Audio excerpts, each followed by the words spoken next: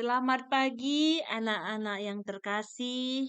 Kita bertemu lagi bersama Ibu Lisnawati Berupinem di video pembelajaran Ibu yang bertemakan pada hari ini bersikap kritis dan bertanggung jawab terhadap pengaruh media massa. Yang pembelajaran ini ada di kelas 10. Anak-anak yang terkasih, kalian pasti tidak asing lagi dengan media sosial, bukan? Hampir setiap hari kita berinteraksi dengan berbagai platform media sosial. Namun, tahukah kalian bahwa media sosial memiliki pengaruh yang sangat besar terhadap kehidupan kita? Oleh karena itu, kita perlu belajar cara berpikir kritis dan bertanggung jawab agar tidak terjebak dalam arus informasi yang sangat begitu cepat. Dalam pembelajaran ini, kita mempunyai tujuan pembelajaran. Yang pertama, siswa mampu memahami ajaran Katolik tentang sikap kritis dan bertanggung jawab terhadap pengaruh media massa. Kedua, siswa mampu bersyukur kepada Allah atas kemampuan bersikap kritis terhadap perkembangan media massa. Kita masuk pada memahami media massa. Media massa adalah satu alat komunikasi yang digunakan untuk menyampaikan informasi kepada banyak orang, semua orang. Alat komunikasi yang kita gunakan untuk menyampaikan informasi. Itulah yang dimaksud dengan media massa. Selain itu, fungsi media massa itu adalah memberikan informasi, memberikan hiburan, memberikan pendidikan, dan memberikan persuasi.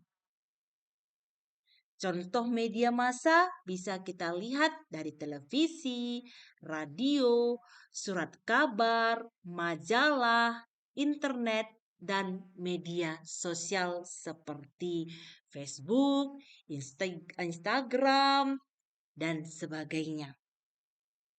Media massa adalah bagian tak terpisahkan dari kehidupan kita. Mulai berita terkini hingga hiburan, semuanya bisa kita akses melalui media massa. Namun, kita perlu ingat bahwa tidak semua informasi yang kita dapat dari media massa itu benar. Oleh karena itu, kita harus bisa selalu bersikap kritis. Kita akan lihat dari pengaruh positif media massa.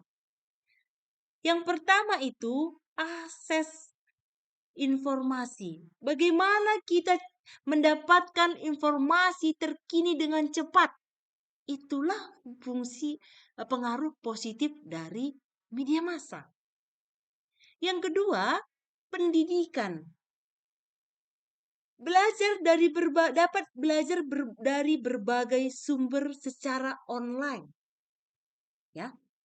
Dari media massa kita bisa mendapatkan banyak sekali pembelajaran atau informasi atau sumber-sumber belajar dari online. Lalu yang ketiga, memperluas jaringan pertemanan. Ya, pasti. Anak-anak pasti sudah mengalami akan hal itu. Kenapa Ibu katakan begitu? Mungkin kalian bisa berteman dari Facebook, Instagram, Twitter, ya. Jadi menambah wawasan atau memperluas jaringan pertemanan kita. Yang terakhir, hiburan. Dari hiburan kita bisa menonton film, baru mendengarkan musik, sampai dengan bermain game. Inilah pengaruh positif media massa dalam hidup kita. Media sosial banyak manfaat seperti memperluas pengetahuan juga, memperluas komunikasi juga.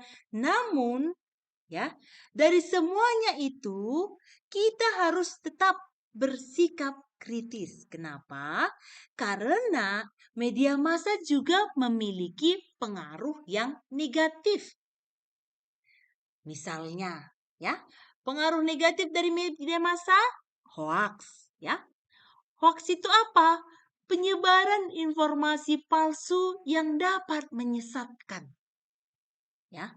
Jadi itu juga merupakan pengaruh negatif media massa, hoax. Ada berita yang belum tentu kebenarannya ada, sudah kita beritakan kepada orang lain. Itu sudah hoax. Karena kita sendiri pun tidak tahu bahwa kebenaran itu betul atau tidak. Yang kedua, situs media sosial akan membuat seseorang lebih mementingkan diri sendiri. Mereka menjadi tidak sadar akan lingkungan di sekitar. Mereka karena terlalu banyak menghabiskan waktu mereka dengan menggunakan internet. Ya, ya. Jadi kalau kita sudah menggunakan situs media sosial, biasanya anak-anak lebih mementingkan diri sendiri, ya. Jadi menghabiskan waktu dengan menggunakan internet, lupa akan sekelilingnya, lupa akan teman-temannya, ya. Terlalu banyak menghabiskan waktu dengan media sosial. Yang ketiga, ketergantungan. Jelas ya. Jika kita selalu dan selalu ada menggunakan media sosial, maka kita akan kecanduan menggunakan setiap aktivitas hari-hari kita. Yang keempat, membuat orang menjadi susah bersosial dengan dunia sekitarnya. Mungkin kalau kita berefleksi ke belakang, ya kalau kita mungkin nongkrong di kafe, nongkrong bersama teman kita, pasti kita semua memegang handphone, mencek sosial medianya, Facebooknya, Instagramnya, Twitternya, dan sebagainya. Ya, itulah yang menjadi susah bersosial dengan dunia sekitarnya. Inilah pengaruh negatif dari media massa. Bagaimana upaya kita dapat untuk menghindari hoax, ya? Bisa yang pertama itu hati-hati dengan judul provokatif, ya. Berita hoax sering sekali menggunakan judul sensasional, ya. Misalnya dengan langsung menuding ke pihak tertentu. Yang kedua, cermati alamat situs apakah sudah terverifikasi oleh Dewan Pers atau belum. Yang ketiga, periksalah fakta langsung dari sumbernya atau carilah sumber lain yang menampilkan berita yang sama. Yang keempat, cek keaslian foto, misalnya dengan memanfaatkan mesin pencarian Google. Lalu yang kelima, ikut serta dalam forum diskusi. Jadi ini juga kelima hal ini bisa menghindarkan kita dari hoax. Ya. Lalu kita akan melihat dari terang kitab sucinya. Bagaimana dalam Markus bab 2 ayat 22 sampai dengan 28. Murid-murid memetik gandum pada hari Sabat. Ibu akan membacakan, ya, anak-anak. Pada suatu kali, pada hari Sabat, Yesus berjalan di ladang gandum. Dan sementara berjalan murid-muridnya memetik bulir gandum. Maka kata orang-orang Farisi kepadanya, "Lihat, mengapa mereka berbuat sesuatu yang tidak diperbolehkan pada hari Sabat?" Jawabnya kepada mereka, "Belum pernahkah kamu baca apa yang dilakukan Daud ketika ia dan mereka yang mengikutinya kekurangan dan kelaparan?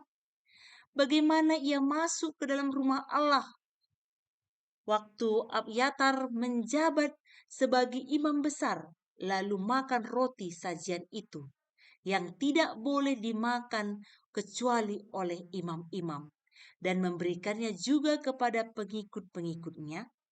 Lalu kata Yesus kepada mereka, hari itu diadakan untuk manusia, dan bukan manusia untuk hari Sabat.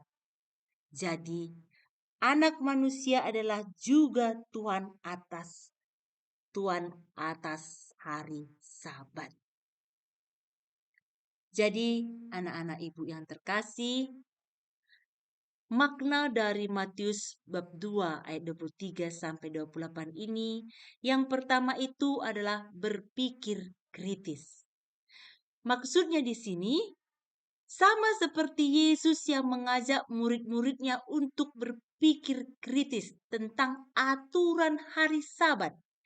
Kita juga perlu berpikir kritis terhadap informasi yang kita dapatkan dari media sosial. Makna yang kedua, bertanggung jawab. Kita harus bisa bertanggung jawab atas penggunaan media sosial kita.